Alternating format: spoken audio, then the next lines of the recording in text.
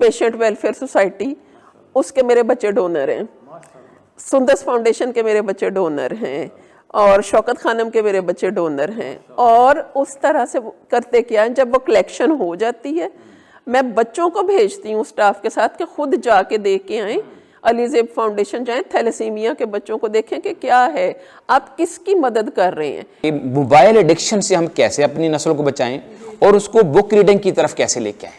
اس میں سے آپ ویلیوز نکالیں، مورلز نکالیں، اور اسی پہ ڈیورنگ یور کلاس آپ 5 منٹ اس کے اوپر بات کر لیں کہ یہ پریکٹیکلی اس کو امپلیمنٹ کیسے کرنا ہے. ہم نے کس طرح سوچیں گے، کس طرح دیکھیں گے، کس طرح اس کو تعلیم کو اور عادتوں کو درست کر سکتے ہیں اور ہمارے رویے بہتر ہو سکتے ہیں ہماری تعلیم کے نتیجے میں. بسم اللہ الرحمن الرحیم. رب ادخلنی مدخل صدق واخرجنی مخرج صدق واجعل لی من لدنک سلطانا نصیرا. اللہم صلی علی سیدنا و مولانا محمد وبارک وسلم صلی علیہ. محترم ناظرین، اللہ رب العزت نے جب نبی کریم صلی اللہ علیہ وآلہ وسلم پہ غار حرا میں پہلی وحی نازل فرمائی، اس کا آغاز اقرأ بسم ربک الذی خلق سے ہوا، یعنی اس میں پہلا لفظ جو ہے وہ ریڈنگ ہے، یعنی تعلیم ہے. اللہ نے نبی پاک صلی اللہ علیہ وآلہ وسلم کو جو دعا کثرت سے مانگنے کی تعلیم دی وہ بھی علم سے ہی متعلق ہے، اور اس میں فرمایا وَقُلْ رَبِّ زِدْنِی عِلْمًا.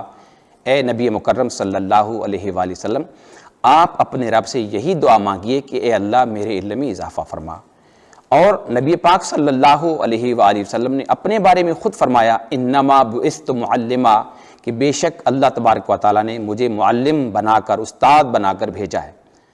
اور نبی آخرت دو جہاں نبی پاک صلی اللہ علیہ وآلہ وسلم کی دعا جو کثرت سے آپ کی زبان سے جاری رہتی تھی وہ بھی علم سے ہی اور چیزوں کی حقیقتوں کے بارے میں ہی تھی.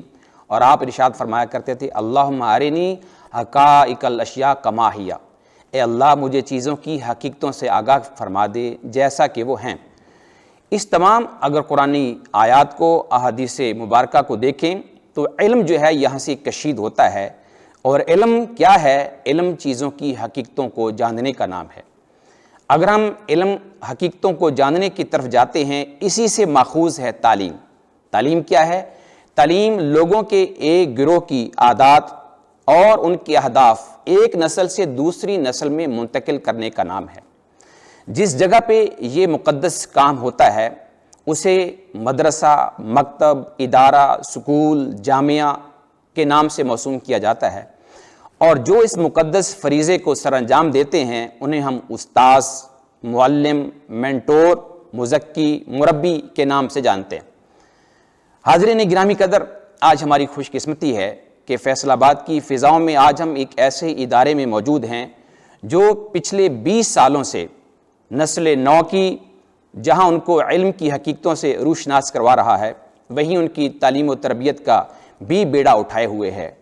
اور یہ ادارہ جو ہے، اس ادارے کو پچھلے 15 سال سے جس شخصیت کی سرپرستی حاصل ہے، جس شخصیت کے علم و فضل سے نسل نو فیضیاب ہو رہی ہے، وہ استاد بھی ہیں، مربی بھی ہیں، اعلیٰ منتظم بھی ہیں. میری مراد ہے ہماری آج کی معزز مہمان جن کے پاس آج ہم ان کا انٹرویو کرنے کے لیے آئے ہیں، جو ایک عرصے سے علم و فضل کے اس میدان میں اپنی صلاحیتیں جو ہیں وہ بروئے کار لا رہی ہیں. میری مراد ہے میڈم نائلہ افتخار. آئیے آج ان سے گفتگو کا آغاز کرتے ہیں. السلام علیکم میڈم. وعلیکم السلام جی. کیا حال ہیں آپ کے؟ جی الحمدللہ، اللہ کا شکر ہے. سب سے پہلے تو میں آپ کا شکریہ ادا کرتا ہوں کہ آپ نے ہمیں قیمتی وقت دیا اور ہمارے چینل کے لیے آپ نے ہماری جو ریکارڈنگ ہے اس کے لیے وقت نکالا اس ویڈیو کے لیے. جی جی، بہت شکریہ آپ کا. آپ کا بہت شکریہ جی، آپ نے مجھے وقت دیا اور آپ وہاں سے گوجرا سے تشریف لائے ہیں اور آپ نے مجھے اس قابل سمجھا ہے کہ میرے سے بات کی جا سکے. اللہ اکبر. جی بہت شکریہ میڈم. ہم چلتے ہیں گفتگو کی طرف. جی جی تو سوال میرا پہلا آپ سے یہ ہے کیونکہ آج ہم نے آپ کے اس ادارے کے بارے میں بہت ساری باتیں کرنی ہیں اور آپ اس کے نظم اور نسق کو کیسے چلا رہی ہیں اس پہ ہمیں باتیں کرنی ہیں. تو سب سے پہلے تو آپ اپنا جو تعلیمی بیک گراؤنڈ ہے اس کے بارے میں ہمیں ہمارے ناظرین کو بتائیے، اور یہ بھی بتائیے کیا آپ حادثاتی طور پر اس شعبے میں آ گئیں یا یہ آپ نے جو شعبہ لیا ہے یہ بائی چوائس تھا؟ جی جی، میں نے جی जैसे नॉर्मली हमारे है यहाँ पे ट्रेडिशन है पाकिस्तान में जिस तरह से सिस्टम चल रहा है, मैंने अपनी एमएससी की बायोकेमिस्ट्री में एग्रीकल्चर यूनिवर्सिटी से। उससे पहले जब पाकिस्तान में बच्चा एफएससी करता है तो उसके पास एक ही डिटर्मिनेशन होती है कि मैंने डॉक्टर बनना जी है। बिल्कुल। तो मैंने एफएससी किया और एफएससी के बाद उसमें मेरिट पे ना आ सकी एमबीबीएस के। अच्छा। और उसके बाद ये हुआ कि एक दफा तो ये फैसला हो गया कि अब मैंने पढ़ना नहीं है। ठीक है। मैंने आगे बस मैंने बहुत एफर्ट किया और उसके बाद नहीं हो पाया, तो अब मैंने अब पढ़ना ही नहीं है। ठीक है। देन बहुत सोच समझ के बीए में एडमिशन ले लिया। अच्छा। आर्ट्स वाली साइड पे चले गए। 2 दिन 3 दिन कॉलेज जाने के बाद खुद ब खुद जहन बदला कि मेरा ये माइंड सेट ही नहीं है। एक साइंस स्टूडेंट का एक रिसर्च ओरिएंटेड जहन होता है, तो वो लगा कि नहीं मैं ये नहीं, मेरा ये फील्ड नहीं है, मैं नहीं कर पाऊंगी। तो then I went for BSc और BSc with biology and zoology chemistry. वो करने के बाद फिर अल्लाह का शुक्र है आगे जब वहाँ गई हूँ यूनिवर्सिटी में एडमिशन हुआ है, तो वहाँ फिर मेरे पास इंटरव्यू के टाइम में क्वेश्चन ये था, वो हमारे डीन थे डॉक्टर अफजाल साहब, उनकी तरफ से क्वेश्चन था कि वाई बायोकेमिस्ट्री, आप केमिस्ट्री में जाएं, आप ज़ूलॉजी में जाएं, आप डिग्री लें, एमएससी करें और कॉलेज में जाके लग जाएं लेक्चर। तो मैंने वहाँ कहा जी मैंने तो पढ़ाना नहीं है। अच्छा। उन्होंने कहा आपने क्या करना है? मैंने कहा मैं बायोकेमिस्ट्री में इसलिए जा रही हूँ कि मैंने रिसर्च में जाना है, मैंने कोई रिसर्च इंस्टीट्यूट ज्वाइन करना और मैंने कुछ नया बनाना है। ठीक, माशाल्लाह। तो उन्होंने कहा कि ठीक है, अल्लाह का शुक्र है वो मेरिट हो गया, एडमिशन हो गया। बायोकेमिस्ट्री में करने के बाद एमएससी करने के बाद फिर मुझे पता चला कि रिसर्च में जाना इतना आसान नहीं है।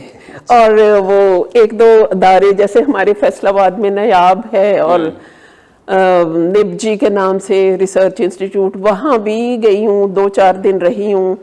लेकिन वो एक मतलब समझ ले कि मुझे वो कुछ माहौल को इतना सूटेबल नहीं लगा, तो मैंने फिर सोचा कि नहीं, फिर छोड़ दिया सब कुछ। फिर एमफिल में एडमिशन ले लिया बायोकेमिस्ट्री में और 2 सेमेस्टर एमफिल के थे हुए और अम्मा को शादी की जल्दी पड़ गई कि अब शादी हो, बस ए कुड़ी ते पढ़ दी जाती है तो रिश्ता नहीं मिलना। फिर वो शादी की तरफ चले गए। फिर उसके बाद जॉब में जब आई हूँ यहाँ, फिर फौजी फाउंडेशन मेरा पहला अदारा था जहाँ मेरी जॉब हुई। ठीक है। और जस्ट 2-4 फ्रेंड्स इंटरव्यू देने चले गए और मुझे लगा कि वो जो बात मैंने कही थी कि मैंने पढ़ाना नहीं है, तो मुझे लगा मुझे पढ़ाना ही है। और वो फिर वहाँ जब इंटरव्यू हुए, अच्छा बड़ा अदारा है फौजी फाउंडेशन, और हमारे ज़माने में तो उसमें बहुत सिलेक्शन प्रोसीजर बड़ा मुश्किल था। और वो हो गया और इस तरह से मैं टीचिंग लाइन में आ गई। जब टीचिंग लाइन में आ गई तो फिर मुझे लगा कि नहीं, मुझे अब इसमें कुछ अच्छा करना है, इसमें कुछ नया करना है। एक वो नया करना का जो था ना कि बाकियों से हट के कुछ सोचना है, उसी को लेकर चलती रही। फिर पीजीडी किया एजुकेशन प्लानिंग एंड मैनेजमेंट में, और फिर फौजी फाउंडेशन में मुख्तलिफ डेजिग्नेशंस पे काम करने के बाद फाइनली 2008 में मैं यहाँ आ गई। माशाल्लाह माशाल्लाह। ये मेरा वो एजुकेशन से लेके तो इस जॉब तक का सफर है। यहाँ आने की भी एक बड़ी दिलचस्प कहानी है, अगर आपके पास टाइम हो तो मैं सुना लेती हूँ। यहाँ पोस्ट एडवर्टाइज हुई, उस वक्त एक्सप्रेस न्यूज़पेपर बड़ा वो होता था मशहूर, तो पोस्ट एडवर्टाइज हुई कि प्रिंसिपल की सीट खाली है। ठीक है। अच्छा, मैंने अप्लाई कर दिया क्योंकि फौजी फाउंडेशन में वो नॉर्मली वहाँ पे जो प्रिंसिपल्स थे वो कर्नल ब्रिगेडियर लेवल के, वो अपने वो पर्सनल जो रिटायर्ड थे उनको भेजा करते थे। तो मैंने यहाँ अप्लाई कर दिया। लकीली मुझे इंटरव्यू के लिए कॉल भी आ गई और इंटरव्यू देने गई मैं बिल्कुल ऐसे ही कि चलो देखते हैं क्या बनता है। ठीक है। तो जब इंटरव्यू हुआ, और यहाँ भी पैनल इंटरव्यू होता है प्रिंसिपल के लिए। अच्छा। और उस पैनल में माशाल्लाह इस मैनेजमेंट के सारे बोर्ड ऑफ गवर्नर्स पूरा बैठता है, और एजुकेशनल एडवाइजर्स हमारे एग्रीकल्चर यूनिवर्सिटी के senior professors doctor Ghulam Rasool Tanveer साहब और डॉक्टर इब्रार हुसैन गिलानी साहब, वो थे पैनल में। ان کے ساتھ ایک سیٹنگ ہوئی 3 گھنٹے کی, پھر 3 گھنٹے کی ایک سیٹنگ ہوئی, اور اس میں کافی ساری باتیں ڈسکس ہوتی رہیں, کیونکہ اس اسکول میں بھی تھوڑا سا یوں رہا تھا کہ بن یہ گیا ہوا تھا, لیکن پرنسپل کوئی بہت انہیں وہ جس طرح سے پرنسپل ہونا چاہیے نا, ایکٹیو اور وہ اپنے اوپر سارا کام لے, یہ ایجوکیشنسٹ نہیں ہے, یہ لوگ بزنس مین ہیں, اور پرنسپل ہائر اسی لیے کرتے ہیں کہ ادارہ وہ چلائیں, اور کچھ یہاں سیٹ اپ ایسا رہا. اب اس لیے اب اس وقت ان کے پاس یہ تھا کہ کوئی بہت ہم نے ایکٹیو پرنسپل ڈھونڈنا ہے, تو وہ پھر اس لیے سمجھے کہ میری سکروٹنی بہت زیادہ ہوئی اس انٹرویو میں, اور وہ پھر سلیکشن ہو گیا. جب میں گھر چلی گئی ہوں وہ انٹرویو دے کے, پھر ادھر سے کال آ رہی ہے کہ آپ آئیں, اور میں سوچ رہی ہوں نہیں میں نے نہیں جانا. میں نے نہیں جانا. کیوں نہیں جانا کہ وہ Fauji foundation it's a big name, ایک وہ ادارہ ہے, بڑا ہے, جہاں ایک وہ سنگل اینٹیٹی ہے اور ایک چند لوگوں کے انڈر ہے. پتہ نہیں میں میری بنے گی کہ نہیں بنے گی, میرا اپنا ایک ٹیپیکل مزاج ہے, وہ اس میں پتہ نہیں بنتی ہے کہ نہیں بنتی. خیر وہ ان کی طرف سے کال آ رہی ہے, تو میرے میاں نے پھر کہا کہ, اور میں آپ کو ایک اور چیز بھی شیئر کروں, پتہ نہیں یہ انٹرویو میں شیئر کرنے والی باتیں ہیں کہ نہیں ہیں, کہ میری سیلری جو پہلی یہاں تھی نا ایز پرنسپل, وہ میری وہاں کے ایز ٹیچر سے کم تھی. تو میں نے, مجھے obviously یہ میٹر کرنا تھا.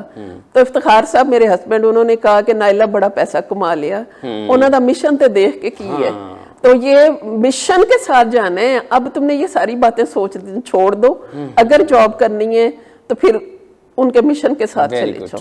ماشاءاللہ بڑا کنٹریبیوشن ہے ان کا اس معاملے میں. تو پھر اس طرح سے میں یہاں آ گئی, اور یہاں سے آگے ماشاءاللہ یہ 15 سال گزر گئے, پتہ بھی نہیں چلا, اور بڑا کام کیا. پھر ان 15 سالوں میں اللہ کے فضل سے بہت کام کیا ہے. میڈم بہت خوبصورت آپ نے اپنی تعلیمی جو پس منظر ہے, بیک گراؤنڈ ہے, بڑا دلچسپ انداز میں آپ نے بتایا ہمیں. اتنا ماشاءاللہ آپ کا ٹائم گزر گیا فوجی فاؤنڈیشن سے لے کے چنیوٹ اسلامیہ تک, تقریباً 30 سال کا عرصہ آپ کا اسی فیلڈ میں لگ گیا. کیا کبھی سوچ آئی کہ مجھے اس پروفیشن میں نہیں آنا چاہیے تھا؟ کبھی ایسا دل برداشتہ بھی اس فیلڈ سے ہوئیں, یا کہ اس کو پھر پیغمبرانہ مشن سمجھ کے, یا ایک اس کے اندر آپ کی وہ دلچسپی اتنی ڈیولپ ہو گئی تھی کہ آپ نے کہا نہیں اب میں نے واپس نہیں جانا, کشتیاں جلا کے میں اس میں آ گئی ہوں, یا کبھی واپس جانے کا سوچا؟ میں نے آپ سے پہلے شیئر کیا نا, میرا کچھ مائنڈ سیٹ ایسا ہے, کچھ اپنی فیملی کی وجہ سے, یا میرے سارے بہن بھائی ایجوکیشن میں, ایک بہن میری بہن امریکہ میں ہے, وہ بھی پڑھا ہی رہی ہے وہاں پہ. ایک سسٹر ہے وہ امریکہ 2 دفعہ اسکالرشپ پہ ہو آئی ہے اسی وہ ایجوکیشن میں ہی. تو وہ ذہن میں یہ جب آ گئی ہوں نا فیلڈ میں, تو پھر مجھے یہ آج بھی یہ لگتا ہے کہ ابھی بہت کام ہے کرنے والا. اتنا کام کرنے کے بعد بھی مجھے لگتا ہے کہ نہیں, دنیا بہت کچھ کر رہی ہے ایجوکیشن میں, ابھی ہم وہ کچھ نہیں کر رہے, ابھی مجھے اور بہت کچھ کرنا ہے. میں نے آج تک 15 سال جو یہاں گزارے ہیں نا, وہ اس میں گزارے ہیں کہ ہم کہاں پیچھے ہیں as a country, as a nation, as a school, as a student. مجھے اپنے اس بچے کو جو چنیوٹ اسلامیہ میں پڑھ رہا ہے, مجھے اس کو دنیا کے مقابلے میں کھڑا کرنا ہے, تو مجھے اسے کہاں تک لے کے جانا ہوگا. اس کے لیے پھر کیا کرنا پڑتا ہے, آپ کو کمپیریٹیو سٹڈیز بنانی پڑتی ہیں, اور یہ میرا فیورٹ شوق ہے, سمجھ لیں میرے لیے بہت ہی یہ جذبہ ہے کہ میں نا کمپیریٹیو سٹڈیز بہت بناتی ہوں. کیسے بناتی انالیسس کرتی رہتی ہیں بہت زیادہ. کیسے, میں یہ نہیں کر رہی امریکہ میں کیا ہو رہا ہے, میں یہ نہیں کر رہی یو کے میں کیا, وہ ڈیولپڈ کنٹریز ہیں. ٹھیک ہے, جو ایک پاکستان کے ساتھ کا ملک ہے, جو سمجھ لیں کہ انڈر ڈیولپڈ بھی نہیں کہنا چاہیے, ترقی پذیر جو ملک ہے, وہ ہمارے سے ایجوکیشن میں بہتر کیسے ہو گئے ہیں. انہوں نے ایسا کیا کیا ہے کہ وہ کم از کم ان کے ایجوکیشنل سٹینڈرڈز ہمارے سے بہت آگے ہیں. اس چیز کو دیکھتے ہوئے سری لنکن سسٹم پڑھا, انڈین سسٹم پڑھا, بنگلہ دیش پڑھا, ایون اس کے ساتھ جو اور چھوٹے چھوٹے کنٹریز ہیں ان کا بھی کریکلم سے لے کے ان کے سسٹم آف ایجوکیشن, سمجھیں کہ مجھے ان کی منسٹری آف ایجوکیشن کی جتنی چیزیں ہیں نا وہ یاد کی ہوئی ہیں کہ کہاں کیا ہو رہا ہے. تو اس کو لے کے چل رہی ہوں, اس لیے کبھی پیچھے سوچ آئی نہیں کہ یہ غلط ہو گیا فیصلہ, کبھی یہ سوچ آئی نہیں. ابھی تو یہ لگتا ہے اتنے سال گزارنے کے بعد کہ ابھی مجھے بہت سارا کام کرنا ہے. ماشاءاللہ الحمدللہ. بہت خوش میم, جو ایک علم کی پیاس آپ نے جس کا بھی اظہار کیا ہے ماشاءاللہ، ایک معلم کو، ایک استاذ کو، اور ایک کوئی نیا سوچنے یا ڈیفرنٹ سوچنے والے کی سوچ یہی ہے جو ماشاءاللہ اللہ پاک نے آپ کو عطا فرمائی ہے۔ تھوڑا سا سلسلہ ہم آگے بڑھاتے ہیں۔ یہ تو ماشاءاللہ آپ کا تعلیمی بیک گراؤنڈ اور پس منظر تھا۔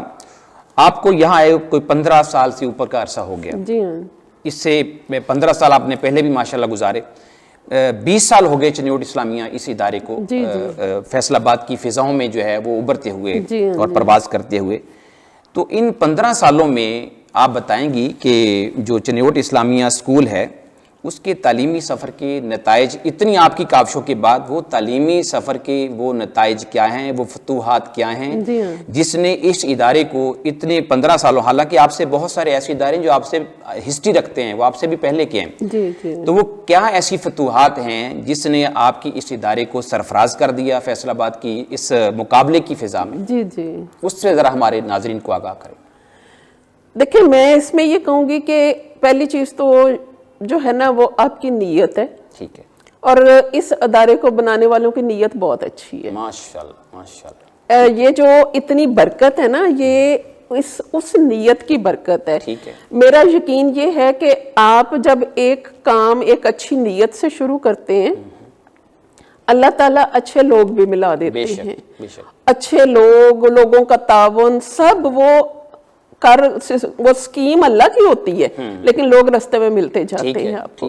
تو یہاں نیت یہ تھی کہ under privileged class of the society, ان کو فیسیلیٹیٹ کرنا ہے۔ ہم نے جب اس کے اوپر کام شروع کیا تو یہ آپ کو یہ بھی شیئر کروں کہ چنیوٹ اسلامیہ یہ پہلا نہیں ہے۔ چنیوٹ اسلامیہ تو پری پاکستان سے چل رہا ہے، انڈیا میں بھی تھا تب سے۔ اور جب یہ آپ کے شاید علم میں ہو کہ ایک پاکستان بننے سے پہلے ایک سکیم تھی مٹھی بھر آٹا، وہ بھی اسی برادری کے لوگوں نے شروع کی تھی، اور اس کو اکٹھا کر کے تو اسکول کی بنیاد رکھی گئی۔ اس کے ساتھ پھر چنیوٹ میں ایک اسکول بنایا گیا، چنیوٹ اسلامیہ کے نام سے کالج ہے، وہ بھی پاکستان بننے سے پہلے سے ہے، اور اس کے بعد کراچی میں بنا، اور پھر فیصل آباد میں بنا۔ اب وہ جو مشن ہے نا، اس کی برکت کی وجہ سے ساری فتوحات ہیں۔ میں اگر مجھے پوچھا جائے میں نے کیا کیا ہے، الحمدللہ میں نے یہ کوشش کیا کہ اگر ان لوگوں کی یہ نیت ہے، اس نیت میں اللہ تعالیٰ نے اب اس کو پورے کرنے کی ذمہ داری مجھے دے دی ہے۔ اب اگر میں وہ پورا نہیں کر رہی تو وہ سمجھے کہ میں ان کے ساتھ بھی دھوکہ کر رہی ہوں، اور جو ایک اللہ کی طرف سے ملی ہوئی ذمہ داری ہے میں اس کے ساتھ بھی دھوکہ کروں گی۔ میں نے یہ کیا کہ میں نے اس مشن کو سمجھ لیں کہ جو ایک اسکول کا گارڈ ہے اس کی پرسنالٹی کا بھی حصہ بنا دیا۔ ماشاءاللہ ماشاءاللہ، اس اسکول میں پڑھنے والا بچہ، اسکول میں آنے والے پیرنٹس، پوری جو ایک کمیونٹی ہے چنیوٹ اسلامیہ کی، ان کو دے نو ویری ویل کہ ہمارا مشن کیا ہے، کس ویژن کے ساتھ نکلے تھے ہم، اور اس ویژن کو فلفل کرنے میں ہر بندہ، ٹیم کا ہر بندہ اپنا حصہ ڈالتا ہے، اور بڑی خوشی ڈالتا ہے۔ میں اگر مطلب آپ کو یہ بتاؤں کہ میرے سے اگر ایک لائن میں پوچھا جائے کہ میں نے اچیو کیا کیا، تو میں کہوں گی میں نے ایک ٹیم بنا دی ہے۔ اب آج میں یہاں ہوں، ہم نے یہاں بیٹھے نہیں رہنا، ہم کل یہاں نہیں ہیں، تو بھی انشاءاللہ چنیوٹ اسلامیہ یوں ہی چلتا رہے گا، اس سے آگے جائے گا۔ اس طرح کی ٹیم تیار کر دی ہے، اسپیریٹڈ ٹیم ہے میرے پاس ماشاءاللہ۔ یہ تو میم ہو گئی۔ اب میں تھوڑا سا پوچھوں گا کہ اس کی جو اکیڈیمکس ہیں، جیسے ایک ریت ہے دنیا کی کہ آپ نے یہاں کے بورڈز، تعلیمی بورڈز میں کیا کیا نمایاں کامیابیاں حاصل کی، ذرا اس حوالے سے بھی بتائیے۔ میں اس کو بتاتی ہوں آپ کو۔ 2008 میں یہ اسکول جوائن کیا، اس کے بعد ایک بخار ہوتا تھا کہ انگلش میڈیم ہونا چاہیے۔ ہمارے لیے یہ تھا کہ انگلش میڈیم بھی ہو، اور نہ تو میں اور نہ ہماری مینجمنٹ، ہم نہ اپنا کلچر چھوڑنا چاہتے ہیں، نہ اپنی ویلیوز چھوڑنا چاہتے ہیں۔ ہم پہلے مسلمان ہیں، پھر ہم پاکستانی ہیں، اور پھر ہم انگلش میڈیم بھی بنیں گے۔ ان ساری چیزوں کو لے کے 2008 سے کام شروع کیا، اور 2015 پہلا سال آیا جس میں اللہ کی رحمت سے ہمارے بچوں نے بورڈ میں پوزیشنز لینا شروع کی۔ اور یہ وہ بچے تھے جن کو 2008 میں ہم نے پورا فل فلیج انگلش میڈیم کرنے کے بعد اپیئر کرانا شروع کیا. اچھا اس میں پہلی وہ یہ ہوا کہ پوزیشنز آئی ہیں 8th کے ایگزامس میں، 1st 2nd 3rd، اور ایک سال میں تو تینوں پوزیشنز لے کے گئے. اچھا پھر ہماری بچی عائشہ جاوید نے پہلی 3rd پوزیشن لی بورڈ میں 2016 میں.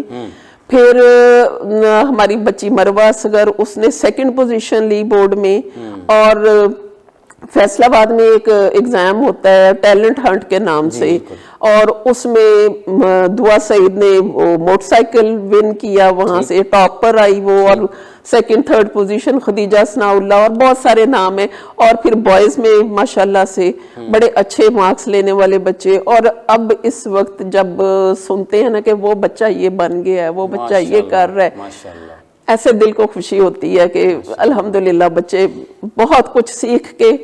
اور آپ کیونکہ ایکڈیمکس پوچھ رہے ہیں تو میں ابھی صرف ایکڈیمکس اچیومنٹس جو ہے نا انہی کی بات کر رہی ہوں. جی ٹھیک ہے میڈم، بہت شکریہ. یہ تھا کہ آپ کا جو اسکول ہے جب سے یہ قائم ہوا ہے تب سے لے کے ابھی تک ہم نے ایک احاطہ کیا ہے کہ آپ کی جو یہاں کی فتوحات ہیں، علمی فتوحات ہیں، ہم اس کا تذکرہ بھی کر رہے تھے.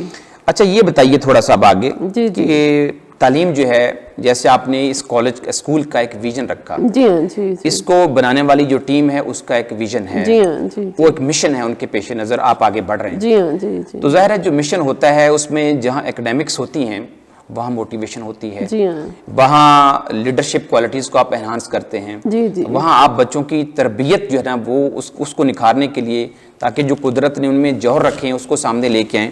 لیکن کسی بھی تعلیمی ادارے میں بچوں کی صلاحیتوں کو نکھارنے کے لیے ایک تربیت کا بڑا اثر ہے یا اس کا عمل دخل ہے. تو اس حوالے سے جو چنیوٹ اسلامیہ ہے یا آپ کی ٹیم جو ہے وہ اس ادارے میں کن بنیادوں پہ کام کر رہی ہے؟ جہاں تک ہے نا تربیت، مطلب اسکول مدرسہ جو بھی کہیں، وہاں تربیت نہیں ہے تو پھر کچھ بھی نہیں ہے. ڈگری دے دی آپ نے، میٹرک کرا دیا، اچھے نمبروں سے برے نمبروں سے سارے اسکول کرا رہے ہیں. میں اپنے سٹاف کے ساتھ اکثر یہ بات کرتی ہوں کہ جو بچہ یہاں سے پڑھ کے نکل رہا ہے نا وہ ہماری پروڈکٹ ہے. ٹھیک ہے. وہ اس جو چیز اس کی میک اپ میں نظر آ رہی ہے نا وہ بتائے گی کہ ہم کیا ہیں. ہم زبانی جتنا مرضی کلیم کر لیں ہم یہ کراتے ہیں وہ کراتے ہیں. اس کے لیے اخلاقی تربیت کے لیے بہت سارے کام، بہت سارے پروجیکٹس یہاں پہ کروائے جاتے ہیں. اور میں سمجھتی ہوں کہ آپ کا جو ایز اے پرنسپل میرا سٹاف مجھے فالو کرتا ہے، ایز اے ٹیچر اسٹوڈنٹ جو ہے وہ ان کو فالو کر رہا ہے. تو ایک ادارے کی ٹون سیٹ کرنی ہوتی ہے آپ نے کہ چند ویلیوز جو آپ کے ادارے میں رکھی گئی ہیں جن کو فالو کرنا ہے ہم نے. جیسے گھر کا ایک ماحول ہے تو گھر کے ماحول میں بچے نے جو ماں باپ کو کرتے دیکھنا ہے وہ سیکھنا ہے، جو کہتے دیکھنا ہے، جو کہتے سننا ہے اس نے وہ نہیں کرنا. تو سیم یہاں پہ یہ چیز ہم نے مد نظر رکھی کہ رول ماڈلنگ جو ہے نا، رول ماڈلنگ مین چیز ہے جس کو بچہ آپ کو فالو کر رہا ہے. تو اپنی طرف سے تو ایک پوری کوشش کی جاتی ہے کہ بچوں کو جو بہترین ویلیوز، سیٹ آف ویلیوز ہے وہ دے کے یہاں سے نکالا جائے. اور دیکھیں میں سمجھتی ہوں کہ اخلاقی طور پہ بھی یہ میرے سٹاف کی، کسی بھی استاد کی یہ ذمہ داری ہے. بچہ آپ کو نرسری میں دے دیا جاتا ہے اور وہ دن کے 6 گھنٹے آپ کے پاس گزار کے جا رہا ہے. اور نارملی پرائیویٹ سیکٹر میں بچہ میٹرک کر کے ہی نکلتا ہے. اب زندگی کے اتنے سال روزانہ کے 6 گھنٹے وہ آپ کے پاس گزار کے جا رہا ہے. کیلکولیٹ کر کے دیکھیں تو ٹوٹل اس نے کتنے اپنی زندگی کے کتنے گھنٹے آپ کے ساتھ گزارے ہیں. تو اگر آپ اس کو وہ اخلاقیات، وہ معیارات جو ہمارے لیے مقرر کیے گئے تھے اگر ہم وہ نہیں دے پائے تو مطلب پھر ہم اپنا مقصد حاصل نہیں کر سکے. وہ جو تربیت ہمیں دینی تھی وہ اگر ہم نے نہیں دی تو پھر ہم نے کچھ بھی نہیں کیا. ٹھیک ہے. باہر آپ دیکھتے ہیں سوسائٹی میں جو کیوس ہے، افراتفری ہے، اس کی بیسک وجہ یہ ہے کہ ہمارا اسکول، ہمارا جو ایک سکھانے والی جگہ ہے، انسٹیٹیوشن جو ہے، وہ اسکول ہو، وہ گھر ہو، وہ چیز وہ سکھا ہی نہیں رہا کہ جو ہم ایکسپیکٹ کر رہے ہیں وہ سکھا نہیں رہے، اس ڈیمونسٹریٹ کر نہیں رہے. اور امید رکھتے ہیں کہ یہ جو بچہ ہے یہ کل کو یہ سارا کچھ کرے گا जो कि मैं नहीं कर रहा। ठीक, तो इसलिए मैं समझती हूँ कि पहले हमें अपनी जिम्मेदारी पूरी करनी है, फिर किसी से कोई उम्मीद रखनी है। यानी आपने जो पॉइंट मुझे यहाँ समझाया, जी जी, आप अपने एज ए टीचर जो हैं अपने आप को रोल मॉडल के तौर पर बच्चों के सामने पेश कर रहे हैं। बिल्कुल, हाँ बच्चे जी, उसको फॉलो करते हैं या बच्चे उससे इम्प्रेस होते हैं। जी हाँ, अच्छा मैडम, उसके लिए तो जाहिर है कोई ना कोई जो डिफरेंट स्ट्रेटेजी हैं वो उनको हम अपनाते हैं। जी हाँ। उसके लिए क्या आप कोई वीकली बच्चों के साथ सेटिंग करते हैं या कोई मंथली ऐसी सेटिंग करते हैं, जी, जी, या कोई जी। ऐसा आप प्रोग्राम बनाते हैं जिसमें बच्चों को उन वैल्यूज के से आप आगाह करते हैं, या ड्यूरिंग क्लासेस, हर क्लास में तो इतना टाइम नहीं होता, जी हाँ। तो क्यों कोई आप एक्स्ट्रा टाइम इस पे देते हैं? देखिए, एक्स्ट्रा टाइम की मुझे नहीं लगता कि कोई उसकी खास जरूरत है। असल में होता क्या है, पता नहीं ये फॉर्मल इंटरव्यू हो तो मुझे नहीं पता मैं क्या बता रही जी, हूँ, जी। लेकिन मैंने जो किया और जो हो रहा है मैं उसी पे बात करूंगी। अब अगर आप उर्दू पढ़ा रहे हैं, आप इंग्लिश पढ़ा रहे हैं, आप इस्लामियात पढ़ा रहे हैं, वहां पे आपको सिखाने की 101 चीजें पड़ी हैं। ठीक। उसको ही आप उसको एज सब्जेक्ट आप क्यों पढ़ा रहे हैं, उसमें से आप वैल्यूज निकालें, मॉरल्स निकालें, और उसी पे उन्हीं ड्यूरिंग योर क्लास आप 5 मिनट उसके ऊपर बात कर लें कि ये प्रैक्टिकली इसको इम्प्लीमेंट कैसे करना है हमने। ठीक है। तो अगर उसके ऊपर काम कर लीजिए, अदरवाइज एक मतलब समझे प्रोग्राम तो बनते ही है ना, मॉरल लेक्चर्स होते हैं। ठीक है। जिसमें हमने बल्कि ये किया हुआ है कि स्टाफ में हर बंदा जो है वो once in week, once in a month वो माइक पे आके मॉरल लेक्चर अपनी मर्जी का वो बच्चों को डिलीवर करेगा। उसमें क्या हो रहा है कि उस्ताद जब बात बच्चों के सामने कर रहा है ना किसी अखलाकी मौजू पे, तो जब वो उसको डेमोन्स्ट्रेट नहीं करेगा तो उसे खुद लगेगा कि बच्चों के सामने तो मैंने ये बात कही है। और उस्ताद की भी डेवलपमेंट हो रही है और बच्चे की भी हो रही है। तो एक तो वो प्रोग्राम है। दूसरा मैं एक मिसाल देना चाहूंगी कि जैसे हमने क्या किया हुआ है कि हमारा एक इसका मिशन कह लें कि अदारे का हमने उर्दू में ये रखा हुआ है कि चिराग से चिराग जलता है। ठीक। हमारा चैरिटी का अदारा, हमारा ट्रस्ट का अदारा, हम वेलफेयर का काम कर रहे हैं। सेम हमने आगे वेलफेयर का कॉन्सेप्ट बच्चों को दे दिया और सदके की अहमियत पे लेक्चर्स करा दिए। आप यकीन जाने कि मेरे स्कूल से अल्लाह की रहमत से हम एक बड़ी मीडियोकर सी क्लास डील कर रहे हैं, लेकिन हर महीने कोई 15-20 हजार सदके के बच्चों का इकट्ठे किए हुए पैसे हैं जो मुख्तलिफ अदारों में जाते हैं। फिर पेशेंट वेलफेयर सोसाइटी, उसके मेरे बच्चे डोनर हैं, सुंदस फाउंडेशन के मेरे बच्चे डोनर हैं, और शौकत खानम के मेरे बच्चे डोनर हैं। और उस तरह से करते क्या है, जब वो कलेक्शन हो जाती है मैं बच्चों को भेजती हूँ स्टाफ के साथ कि खुद जाके देख के आए, अलीजेब फाउंडेशन जाएं, थैलेसीमिया के बच्चों को देखें कि क्या है, आप किसकी मदद कर रहे हैं। इससे उनका और जज्बा बढ़ता है। छोटे बच्चों की माएँ आती हैं जब स्कूल में तो कहते हैं कि बच्चे कहते हैं मामा 2 पॉकेट मनी देने हैं। अच्छा। एक मैंने खाना है और एक मैंने उन बच्चों के लिए देना है जिनको जरूरत है। क्या बात, माशाल्लाह। ये मतलब तरबियत की बात कर रहे हैं ना, बहुत अच्छा तो पॉइंट। तरबियत यूं हो रही बहुत है अच्छा, यहाँ पे। माशाल्लाह, बहुत अच्छा मैडम। अच्छा मैडम, ये खूबसूरत आपने जो आइडिया दिया है, ये बहुत सारे जो हमारे तालीमी इदारे हैं इसको फॉलो करेंगे इंशाल्लाह ताला। बहुत ही डिफरेंट और यूनिक आइडिया है। हम थोड़ा सा और आगे बढ़ते हैं। अल्लामा इकबाल रहमतुल्लाह अलैह का मैं एक शेर यहाँ आपके सामने पेश करूंगा। वो इकबाल साहब फरमाते हैं, दियार इश्क में अपना मुकाम पैदा कर, नया ज़माना नए सुबह शाम पैदा कर। अल्लामा के इस शेर को अगर हम वेस्टर्न सोसाइटी पे या तरक्की याफ्ता मुबालक पे लगा कर देखते हैं, जब इकबाल ने आज से 100 साल पहले, 125 साल पहले ये कहा, तो उससे सबक जो है वो लगता ये है कि अहले मगरब ने लिया और वहाँ तालीमी इदारों और दर्सगाहों में वहाँ पे नया ज़माना भी बनाया गया, सुबह शाम नए भी बनाए गए। लेकिन हम अपनी मुस्लिम दुनिया को अगर देखते हैं, और उसमें मैं तो अपने मुल्क को देखूंगा, मैं बाकियों का हवाला कैसे दूं, मेरा मुल्क ही बहुत पीछे है। तो यहाँ पे हमारी जो दर्सगाहें हैं, क्योंकि अभी हम एज अ होल बात कर रहे हैं, तो उसमें हम देखते हैं कि ना तो कोई नया जमाने का कोई शऊर उभर रहा है, ना ही जो है वो हमारे तौर अतवार तरीके जो हैं वो ऐसे हैं कि जो हमें देखकर कोई कहे कि भाई ये कोई नया जमाना प्रोड्यूस कर लेंगे या कोई आगे नई फतूहात ये कर लेंगे। تو آپ کیا سمجھتی ہیں کہ وہاں پہ جو وہاں صلاحیتیں سکھائی جاتی ہیں، بچوں کو مہارتیں دی جاتی ہیں، اور وہ تعلیمی اداروں میں، مثال ابھی جاپان کی ہم مثال لیتے ہیں، تو جاپان میں جب کلاس شروع ہوتی ہے اس سے پہلے ٹیچر اور بچے مل کے پورے ماحول کو صفائی کرتے ہیں. ایسی اگر اور فن لینڈ کو دیکھ لیتے ہیں، سنگاپور کو دیکھ لیتے ہیں، ملائیشیا کو دیکھ لیتے ہیں، تو وہاں پہ ایک کلچر ڈیولپ ہو چکا ہے. یعنی اب ہم بچوں کو پڑھا کے تھک گئے کہ صفائی صفائی صفائی، لیکن جب ہم بازار میں ہمارا وہی بچہ باہر جاتا ہے تو دیکھتا بڑے جو ہیں وہ تو گند ڈال رہے ہیں اور ہمیں پڑھایا گیا تھا صفائی کرنی ہے. تو میں یہ کر رہا تھا کہ وہ نیا زمانہ اور نئے صبح و شام کا خواب جو ہمیں اقبال صاحب نے دیا وہ کہیں ادھورا سا رہ گیا. وہ ادھورا کیوں ہوا؟ اس میں کس کا قصور ہے؟ تعلیمی اداروں کا قصور ہے، اس میں ماؤں کا قصور ہے، ایز اے نیشن ہم پیچھے رہ گئے. آپ کیا سمجھتی ہیں اس حوالے سے؟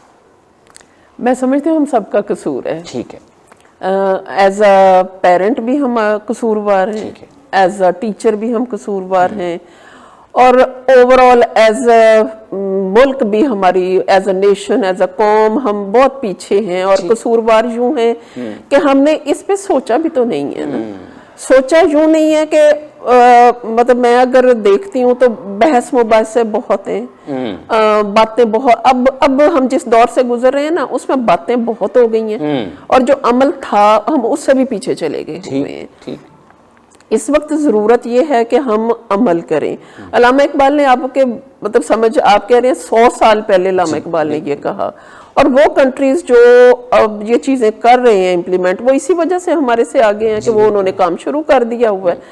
ہمیں بہت سارا کام کرنا ہے، بہت سارا کام ہو بھی رہا ہے، لیکن ہمیں بہت سارا کام کرنا یوں بھی ہے کہ ہمیں بیٹھ کے یہ پلان کرنا ہے کہ آج ہم کہاں ہیں.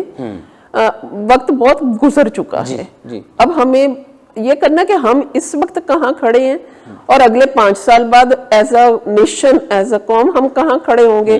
اور یہ جو میرا بچہ جو آج میرے پاس سمجھے کنڈر گارڈن میں ہے، یہ آج سے 20 سال بعد یہ اس قوم کا نوجوان ہوگا. کیا میں اس کو وہ سکل سیٹ دے رہا ہوں جو اس کو 25 سال 20 سال بعد اس کے کام آنے؟ ہم آج تک اس چیز کو ڈیولپ ہی نہیں کر پائے. اچھا دیکھیں 3 چیزیں آ رہی ہیں اس میں. ایک ہے اخلاقیات کے طور پہ، ہم اس پہ بھی کام نہیں کر رہے. جیسے آپ نے کہا صفائی کا ماحول دینا، بچے کو سکھا رہے سچ بولنا ہے، جھوٹ نہیں بولنا، اپنے ٹریفک سگنلز کی پابندی کرنی ہے، آپ کی ذمہ داری انوائرمنٹ کا خیال رکھنا. ہم یہ چیزیں بھی نہیں سکھا رہے. ہم اس کو باقی اگر کہیں کہ اکنومیکلی سٹرونگ کر دیں گے، وہ بھی نہیں ہم سکھا رہے. ایگریکلچر ملک ہوتے ہوئے ہم ایگریکلچر کی طرف بھی اس کو کچھ نہیں لے کے جا رہے. ہمیں اس چیز کے اوپر کام کرنا ہے کہ ہم اپنے بچے کو اتنے سالوں بعد کہاں دیکھنا چاہ رہے ہیں. اور میں نے پہلے کہا نا اب بہت زیادہ وقت نہیں ہے. اوور آل پاکستان کا جو تاثر بن رہا ہے باہر، وہ ہم بہت خوشی سے اس کو ایکسیپٹ نہیں کر سکتے. اس کے لیے پھر ہم سب ذمہ دار ہیں.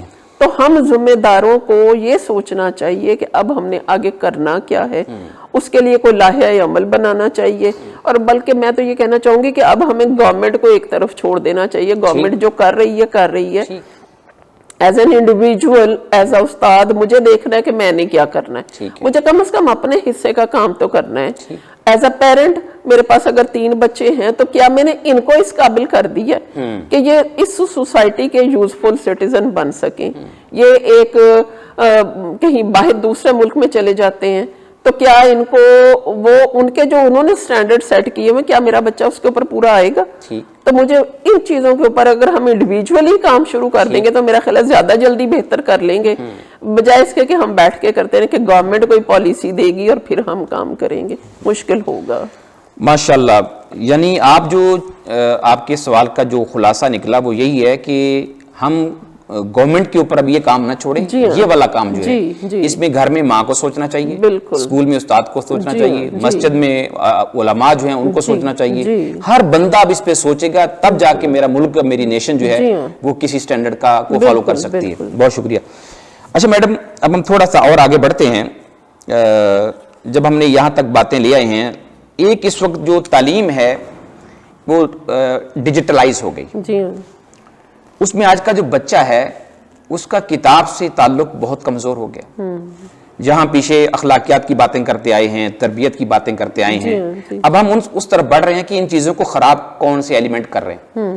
اس وقت ہم اگر دیکھتے ہیں جہاں پہ ڈیجیٹلائزیشن کا ایک سمندر اور طوفان ہے, سونامی ہے بلکہ, تو اس کے ساتھ ساتھ ہم دیکھتے ہیں کہ ہمارا بچہ بگاڑ میں بھی اسی سونامی کے لیول پہ چلا گیا, اور اس میں جو میجر ہمیں کردار نظر آ رہا ہے وہ سکرین ٹائمنگ ہے, موبائل ایڈکشن ہے.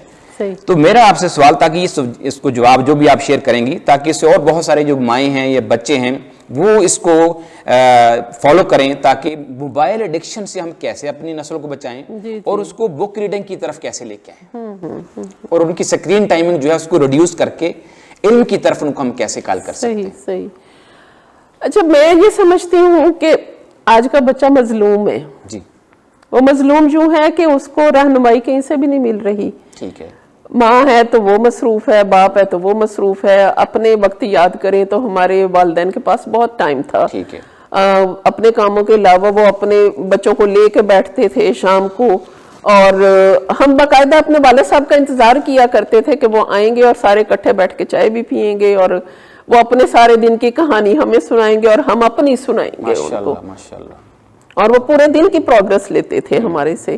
اسی طرح والدہ ہیں تو والدہ میری آج سے کتنے سال پہلے کیا آپ اندازہ لگا لیں, وہ زمانے میں ٹیچر تھیں, اور ان کا وہ جو کنٹرول اینڈ کمانڈ تھا نا, وہ یوں تھا کہ وہ گھر سے باہر جائیں گی تو ظاہر ہے کہیں جانا آنا پڑتا ہے ماؤں کو, تو جو وہ کہہ کے جائیں گی نا اس سے آگے ہم سوچنے کی آزادی بھی نہیں تھی ہمارے پاس, اور وہی کرتے تھے جو ان کا.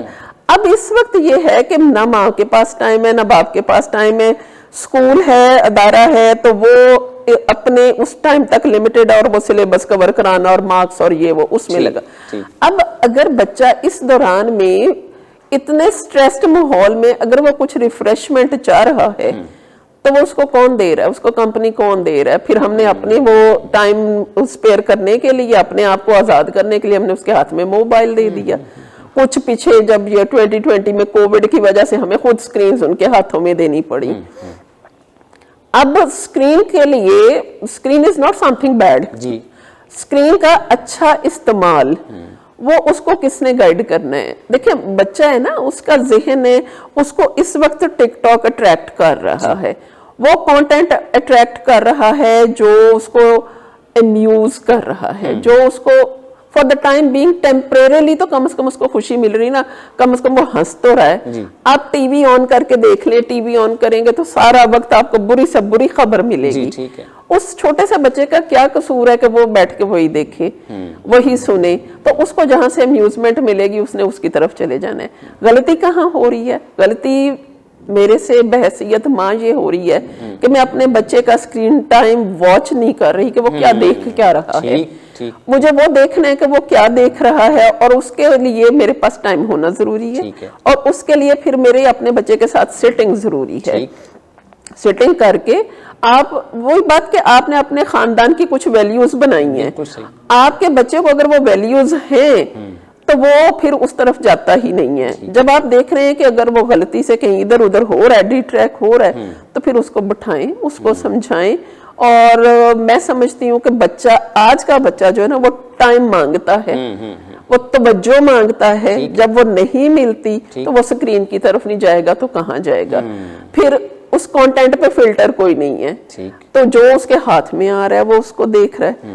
اس کے لیے صرف اور صرف اس کو بیٹھ کے سمجھایا جا سکتا ہے. اور میں سمجھتی ہوں کہ اس کے لیے بھی اگر آپ نے ڈے 1 سے اپنے بچے کا ذہن بنا دیا ہوا ہے کہ بیٹا this is to be done and this is not to be done, آپ کی فیملی میں یہ ڈیفائن کر دیا گیا تھا, تو پھر آپ کا بچہ انشاءاللہ کہیں بھی نہیں جاتا.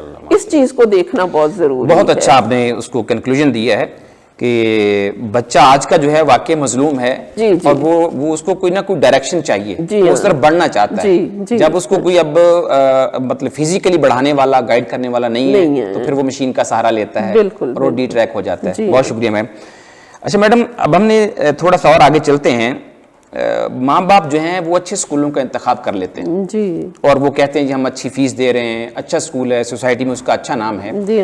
تو کیا یہیں تک کافی ہے کہ ایک اچھا ادارہ ماں باپ نے منتخب کر لیا, اب گھر میں بھی کیا ماں باپ کی کچھ ذمہ داریاں ہیں اچھا اسکول منتخب کرنے کے بعد؟ کیونکہ بہت ساری ماؤں سے یہ سوال اعتراض سنا جاتا ہے کہ جی اتنے اچھے اسکول میں بچے پڑھ رہے ہیں اور کیا یہ ان کا جواب ٹھیک ہے؟ کیا گھر میں بھی ان کی کوئی یعنی 6 گھنٹے تو بچے نے اسکول میں گزارے اور باقی جو 15 16 18 گھنٹے ہیں وہ بچہ گھر میں گزار کے آیا، تو ماؤں کی گھر میں بھی کوئی ذمہ داری بنتی ہے؟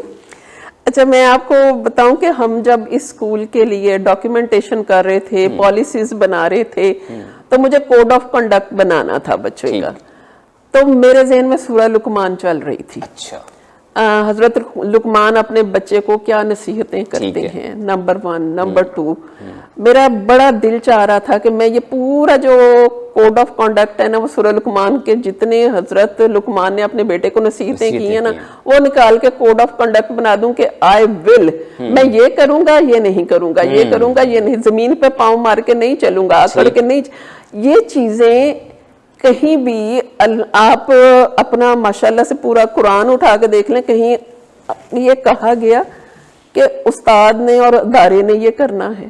ہر جگہ ماں کو باپ کو ایڈریس کیا گیا ہے، بالکل ایسے، تو ہم پوری ذمہ داری ادارے پہ کیسے ڈال سکتے ہیں؟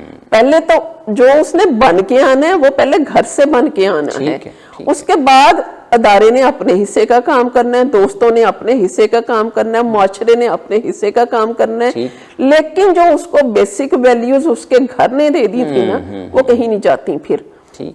اس کے لیے ماں یا باپ وہ ادارے کو ذمہ دار نہیں ٹھہرا سکتے۔ ہاں یہ ضرور ہو سکتا ہے کہ کہیں کوئی پرابلم آ رہا ہے، بچہ ہے، میں تو مجھے بچے اتنے پیارے ہیں کہ میں کسی بچے کے نام کے ساتھ یہ نہیں سن سکتی یہ بچہ برا ہے، میں کہوں گی کہ نہیں، وہ اگر بچہ برا ہے تو اس کی ذمہ دار میں ہوں۔ تو میں اگر بچے کے ساتھ کوئی پرابلم آ گیا ہے، کوئی دوست برے مل گئے ہیں کہ باہر ماحول خراب ہو گیا ہے، تو والدین ادارہ دونوں کو مل کے اس کو واپس اس کے اصل رستے پہ لانا دونوں کی ذمہ داری ہے۔ نہ تو مطلب اسکول یہ کر سکتا ہے کہ نہیں جی، اس کو ایک مطلب مثال دوں کہ اگر یہ کہہ دیا جائے کہ بچے کو اسکول سے نکال دیں، بچہ ٹھیک نہیں ہے تو بچے کو اسکول سے نکال دیں، تو میرا خیال ہے وہ اسکول بند کر دیں، اس لیے کہ اسکول نے کیا سکھایا، اسکول کا رول کہاں گیا؟ اگر وہ بچہ یہاں 5-6 سال گزارنے کے بعد اب خراب ہو گیا ہے تو وہ 5-6 سال آپ نے اس کو خراب کیا تھا۔ اسی طرح سے والدین وہ اگر یہ کہیں کہ نہیں جی اسکول ہی سارا ذمہ دار ہے، تو وہ بھی اسکول بھی ذمہ دار نہیں، مل کے اس بچے کو ایک سبجیکٹ نہ بنایا جائے، اس بچے کا جہاں پرابلم ہے۔ اچھا ہم یہ بھی بڑا غلط کرتے ہیں کہ ایک بچے کے اندر ایک نقص ہے، 100 خوبیاں ہیں، ہم اس پہ بات ہی نہیں کرتے، ہم اس کو لے کے چل پڑتے ہیں اور ایکسپلائٹ کرتے ہیں۔ اخلاقی طور پہ میں سمجھتی ہوں کہ ہم اس کا نا بیچارے کا استحصال کرنا شروع کر دیتے ہیں، تو اس کے اوپر ورکنگ کرنے کی ضرورت ہے، اور بڑے ٹھنڈے دل و دماغ سے دیکھیں، اگر میں دنیا میں اتنے سال پہلے آ گئی ہوں اور بچہ وہ بعد میں آ رہا ہے، تو اللہ تعالیٰ نے یہ گریڈنگ کی تھی کہ مجھے اس کا گائیڈ بننا تھا، تو اگر میں اپنی ذمہ داری پوری کرنے کی بجائے میں ایک دوسرے کو بلیم گیم کھیلتے رہیں گے، اس کی ذمہ داری اس کی ذمہ داری، تو ہم دونوں ہی ماں باپ بھی اور ادارہ بھی ناانصافی کر رہے ہیں، کس کے ساتھ؟ اس بچے کے ساتھ۔ اس لیے میں نے پہلے کہا بچہ مظلوم ہے۔ جی ٹھیک ہو گیا میم، یہ آپ نے بہت ہی اچھے انداز میں بیان کر دیا کہ ذمہ داریاں دونوں طرف ہیں۔ جی ہاں، ٹھیک ہے، بچہ جو ہے وہ پھر ابھی را پروڈکٹ ہے، اس کو ہم نے کوئی اس انداز میں کوئی یوزفل چیز بنانا ہے، ریفائن کرنا ہے، وہ دونوں نے کرنا ہے، اسکول نے بھی اور پیرنٹس نے بھی۔ اچھا میڈم، ہماری جو تعلیم ہے، تھوڑا سا اسی سے جڑتا ہی سوال ہے کہ ہماری تعلیم جو دیکھا یہ گیا ہے، مثال کے طور پر میں مثال ایک دوں گا کہ میں ایک بار بچوں کو ہم نے کلاس میں سکھایا کہ بیٹا جب آپ گاڑی میں جا رہے ہوں تو آپ کوئی چھلکا یا کیلے کا چھلکا یا آپ نے کوئی بھی چیز ایسی کھا ریپر جو ہے وہ باہر نہیں پھینکنا۔ تو میں اپنی بیٹی کے ساتھ ہی سفر کر رہا تھا، میری بیٹی کی عمر اس وقت کوئی ہوگی 7-8 سال، ایک گاڑی ہمارے آگے جا رہی تھی، تو اس گاڑی والے نے بچے نے کیلا کھایا اور چھلکا پھینک دیا۔ تو میری بیٹی مجھ سے کہتی ہے کہ بابا انہوں نے لگتا ہے جو روڈ سیفٹی کے قوانین ہیں وہ پڑھے نہیں ہیں۔ تو میں کہ بیٹا ہاں ہو سکتا ہے ان کی نظر سے نہ گزرے ہوں۔ تو بات یہ کہ جو ہماری تعلیم ہے وہ اس وقت ہمارے رویوں اور عادتوں کو بدل نہیں رہی ہے۔ یعنی یہ جیسے آپ نے شروع میں کہا نا کہ تعلیم بہت ہو چکی ہے، ادارے بھی کمی نہیں ہے، یونیورسٹیاں بھی بڑی قائم ہیں، لیکن یہ تعلیم ہماری عادتوں اور ہمارے رویوں میں ان رویوں کا حصہ نہیں بن رہی ہے، رویے بھی خراب جا رہے ہیں، عادتیں بھی بگڑی جا رہی ہیں، معاشرے میں ہم نکل جاتے ہیں. تو اس میں ہم کیا کہیں گے، کس طرح سوچیں گے، کس طرح دیکھیں گے، کس طرح اس کو تعلیم کو اور عادتوں کو درست کر سکتے ہیں اور ہمارے رویے بہتر ہو سکتے ہیں ہماری تعلیم کے نتیجے میں؟ مطلب میں یہ سمجھ رہی ہوں آپ کے سوال سے کہ ہم اپنی تعلیم، تربیت اور پریکٹیکل لائف کی الائنمنٹ کیسے کریں. ہاں جی بالکل یہی ہے جی. ایسے یہ نا کہ الائنمنٹ کیسے کریں. الائنمنٹ جی یوں ہی ہو سکتی ہے کہ کیا کہتے ہیں، motivation is something like taking a bath, you do it daily and you have to do it daily. ٹھیک ہے. آپ نے کہا معلم، مبلغ، اور اس کا کام ہے روز کہنا. ٹھیک ہے. اس کو یہ کام کرتے ہی رہنا ہے. دیکھیں ہر بندہ جو ہے پروفیشن، پیشہ ورانہ طور پہ استاد نہیں ہے. جی ٹھیک ہے. استاد سلیکٹڈ ہے. ٹھیک ہے. اور اس میں ایک تو صبر، تحمل بہت ہونا چاہیے، اور اس کو یہ نہیں سوچنا کہ یہ چیز میں نے کل سکھائی تھی، یہ چیز میں نے کل بتائی تھی، اسے آج بھی بتانی ہے، اسے آنے والے کل میں بھی بتانی ہے، اور مستقل بنیادوں پہ بتانی ہے.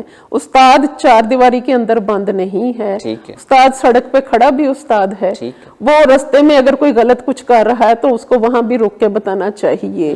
اور یہ جو چیز ہے نا، جب آپ کرتے رہیں گے، میں سمجھتی ہوں کہ اس کو بھی زندگی کا مشن بنا لیں کہ اگر میں نے سکھانا ہے تو مستقل سکھانا ہے، اور سکھاتے ہی رہیں. کبھی نہ کبھی کہیں نہ کہیں کچھ تو بہتری آ رہی ہے. آپ بات کر رہے ہیں کہ آپ کی بیٹی نے کہا کہ کیا انہوں نے ٹریفک کے قوانین نہیں پڑھے. اس وقت اس بچی کی عمر 7 سال تھی. آج وہ بچی ماشاءاللہ سے ہوگی 12-15 سال کی ہوگی. وہ کبھی بھی وہ ریپر باہر نہیں پھینکے گی. تو ہم کہیں گے کہ تربیت کام کر رہی ہے.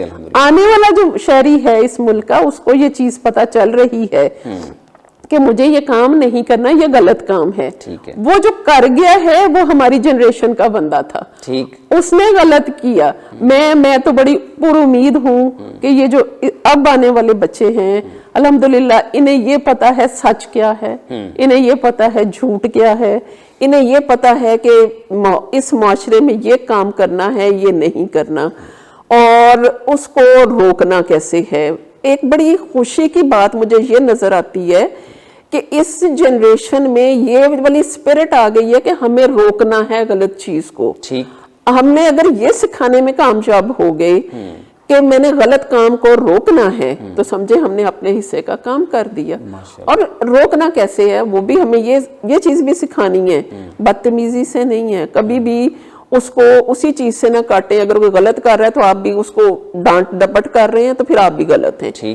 آپ اس کو جب سکھا رہے ہیں تو اس کو جتنے حوصلے سے آپ کو چیز سکھائی گئی تھی اتنے ہی حوصلے سے آپ بھی سکھائیں. کیونکہ غلط کو صحیح کرنا دنیا کا مشکل ترین کام ہے. کسی کو یہ بات سمجھانا کہ بھائی تم غلط کر رہے ہو.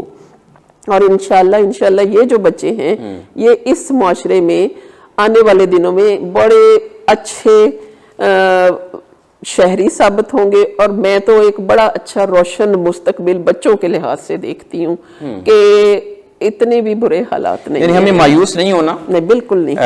یہ جو اگر حصہ نہیں بن رہا تو کوئی نہیں، ایک ٹائم آئے گا انشاءاللہ تعالی. ٹائم آئے گا اور ہمیں اپنے حصے کا کام، آپ بھی استاد ہیں، میں بھی استاد ہوں، ہمیں اپنے حصے کا کام کرنا ہی ہے. ٹھیک ہے ماشاءاللہ جی. اچھا میڈم، ہم اپنی گفتگو کے آخر اختتامی حصے میں پہنچ گئے ہیں. میں اب آپ سے یہی اس حوالے سے بات کرنا چاہوں گا کہ جو ایک بچے کی سائیکالوجی ہے، ایک بچے کا بیہیویئر ہے. آج کا جو استاد ہے، جہاں ہم ناکامی دیکھتے ہیں کہ بچے اس طرح کے جو جنریشن ہے وہ نہیں نکل رہی ہے. آپ بڑی پر امید ہیں اس حوالے سے، لیکن اگر ہم اپنے معاشرے میں اگر ہم اسی سال کے فرسٹ ایئر کے رزلٹ کو دیکھتے ہیں تو لگتا یہ ہے کہ آدھی دنیا جو ہے نا آدھا فیصل آباد فیل ہو گیا ہے. ایسے ہی 9th کا رزلٹ اگر آیا اس میں دیکھتا ہوں، ہم اس میں بالکل مایوس نہیں ہیں. لیکن جو ہماری چائلڈ سائیکالوجی ہے یا اس کا بیہیویئر ہے، کیا اس سے اس وقت کا استاد یا ماں جو ہے وہ کمپلیٹلی آگاہ ہے، یا جو نتائج نہیں آ رہے یا اس کے آگاہ نہ ہونے کے نتائج ہیں، یا کیا ایسی وجہ ہے کہ وہ نتائج معاشرے میں پیدا نہیں ہو رہے؟ تو کیا ہم بچوں کی نفسیات اور ان کے بیہیویئر کو آج کی ماں اور آج کا استاد سمجھنے میں آپ سمجھ رہی ہیں کامیاب ہے؟ دیکھیں اس میں آپ کے سوال میں دو چیزیں ہو گئیں. ایک تو ہے ایکڈیمک ریزلٹس, جیسے ہم نے کہا فرسٹ ایئر کے 9th کے ریزلٹس خراب آئے ہیں, اور اس کے بعد ہم کہہ رہے ہیں کہ بچے کی سائیکالوجی جو ہے, کیا ہم والدین اور استاد اس کو سمجھ رہے ہیں؟ میں سمجھ رہی ہوں کہ آپ کو شاید میری پوری گفتگو میں یہ چیز نظر آئے کہ استاد اور والدین ہی تو اس سائیکالوجی کو خراب کرنے کے ذمہ دار ہیں. ٹھیک, اس طرح سے کہ دیکھیں اگر ہم ایکڈیمک ریزلٹس کی بات کریں تو یہ 9th اور فرسٹ ایئر کے ریزلٹ کیوں برے آئے ہیں؟ کیا اس کا کوئی انالیسس کیا گیا ہے؟ اس کا ذمہ دار کون ہے؟ کیا وہ بچہ ذمہ دار ہے؟ بالکل بھی نہیں, بچہ تو اسی طرح سے پڑھ رہا تھا جیسے پہلے پڑھ رہا تھا. آپ نے اچانک سے پالیسیز بدلی, ان پالیسیز کو آپ کا ایک ٹیچر جو پیپر سیٹر ہے, جو ایک پیپر مارکنگ کرنے کے لیے بیٹھا ہوا ہے, اس کو بلومز ٹیکسونومی کی الف بے بھی نہیں پتا, اور آپ نے کویسچن پیپر بیس کر دیا ہے بلومز ٹیکسونومی پہ. اور چلے جی ہم نے ابھی فی الحال 25% رکھا, اگلے سال 50% کریں گے. نہ پڑھانے والا ٹرینڈ ہے اس کے اوپر, پڑھنے والا ٹرینڈ نہیں ہے. اسیسمنٹ تو اس چیز پہ لی جائے گی جو پڑھایا جائے گا. جی بالکل ٹھیک. پڑھایا اس لیول پہ گیا نہیں ہے, اسیسمنٹ آپ نے چینج کر دیا پیٹرن. تو بچہ, اور پھر جو پیپر مارکنگ کے لیے بیٹھا ہے وہ عادی ہے ساتھ میں بک رکھ کے ورڈ ٹو ورڈ مارک کرنے کا. ٹھیک. اب بچے کے سامنے اگر وہ ایک پیپر چیکر کے سامنے آگے 100 پیپر, اور اس میں آپ نے ٹیکسونومی بیس کر کے کویسچن ڈالے اور بچوں نے اس کے اپنے لیول کے جواب لکھے. اب اسے تو لگ رہا ہے اس کا جواب اور ہے, اس کا اور ہے, اس کا اور ہے. اس کو عادت پڑی ہوئی ہے ایک جیسے جواب کی, تو اس نے پیپر پورے کراس کیے ہوئے, ری چیکنگ میں جب بچے گئے ہیں پورے کراس کیے ہوئے پیپر مل رہے ہیں. تو ہم نے کیا کیا, بہت اچھا پڑھنے والا بچہ جو کہ میٹرک تک 9th تک آیا اور وہ ٹاپرز میں رہا, اور جب اس کا وہ بورڈ کا ریزلٹ آ رہا ہے تو کہیں وہ فیلیئرز میں آ رہا ہے اور کہیں وہ گریس مارکس میں جا کے پاس ہو رہا ہے, تو اس کو سائیکولوجیکلی فرسٹریٹ کس نے کیا؟ ہم نے کیا. اب جب وہ سائیکولوجیکلی فرسٹریٹ ہو گیا, اس کے ریئیکشن میں جو وہ کر رہا ہے, ہم اس کو اس چیز کا نام دے دیتے ہیں کہ بچہ غلط ہے. بچہ غلط نہیں ہے, ہم غلط ہیں. تو بحثیت والدین ہمیں اپنے بچے کے سارے پرابلمز دیکھنے ہیں, اس کی بات سننی ہے. اب والدین سننے والے بھی نہیں رہے, بچے کی سن ہی نہیں رہے کہ وہ اپنے سیلف ڈیفense پہ, آپ نے بچے کو سیلف ڈیفense پہ ڈالا کیوں؟ وہ اتنا اوپن کیوں نہیں ہے آپ کے ساتھ کہ وہ جو اس کے دل کی بات ہے وہ خود سے آپ سے کیوں نہیں کر دیتا؟ آپ نے کراس کویسچننگ میں بچے کو بٹھا لیا ہے, تو وہ بچہ ہے, وہ آپ کے بعد دنیا میں آیا ہے, اس کی سنیں. تو اس میں استاد بھی اتنے ذمہ دار ہے اور اس میں والدین بھی اتنے ذمہ دار ہیں. ٹھیک. Thank you ma'am. آخری سوال میڈم آج کی گفتگو کا ہمارا. جی. موجودہ دور کے عظیم استاد ہیں پروفیسر احمد رفیق اختر. جی.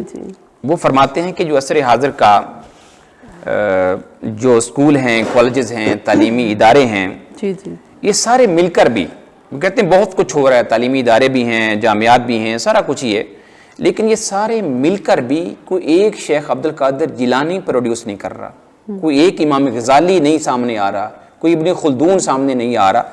یعنی اس کی کیا وجہ ہے, نقص کہاں پہ رہ رہا ہے جو ہمارے استاد یہ فرما رہے ہیں؟ یہ پورے معاشرے کے سامنے انہوں نے سوال کھڑا کر دیا ہے, سارے اداروں پہ, جامعات پہ, مدارس پہ, کوئی ایک بھی ویسا تو کوئی بن نہیں سکتا ہے, لیکن کہیں اس کے قریب ہے. تو کہتے ہیں یہ سارے ادارے مل کر بھی ایک شیخ عبد القادر جیلانی یا امام غزالی پروڈیوس نہیں کر رہا. نقص کہاں ہے آپ کے خیال میں؟ دیکھیں پروفیسر احمد رفیق اختر صاحب آپ کے بھی استاد ہیں, میرے بھی استاد ہیں, ہم سب کے بہت محترم, قابل احترام. ہم نے زندگی میں بہت کچھ سیکھا ان سے, بلکہ ان کی سمجھے کہ خاص دعائیں ہیں ہمارے ساتھ. اگر ہم آج یہاں بیٹھے ہیں تو اس کے پیچھے ان کی بہت دعا ہے, ان کی نظر ہے. میں یہ بھی کہنا چاہوں گی ان کی نظر بھی ہے ہمارے پہ.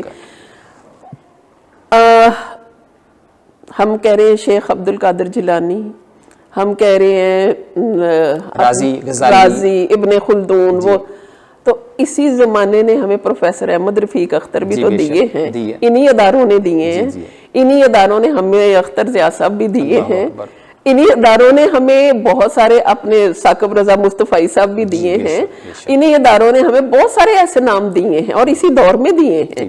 تو ہمیں یہ نہیں کہنا چاہیے، میرے پروفیسر صاحب کو تو میں نہیں کہہ سکتی کہ انہیں یہ نہیں کہنا چاہیے، میں سمجھتی ہوں کہ جو ہمیں یہ سوچنا چاہیے کہ ہمیں ان جیسے لوگ بنانے کیسے ہیں، نہیں کر رہے، بہت سارا نہیں کام ہو رہا، اس پہ تو پہلے ہی ایگریڈ اپون کے نہیں ہو رہا، لیکن ہمیں کرنا تو ہے نا، اور اس کے لیے وہی بات کہ ہمیں پھر یہ دیکھنا ہوگا کہ وہ کیا کر رہے تھے، ان کی مائیں کیا تھیں، ان کا گھر کیا تھا، اور ان کی تربیت کس ماحول میں ہوتی تھی۔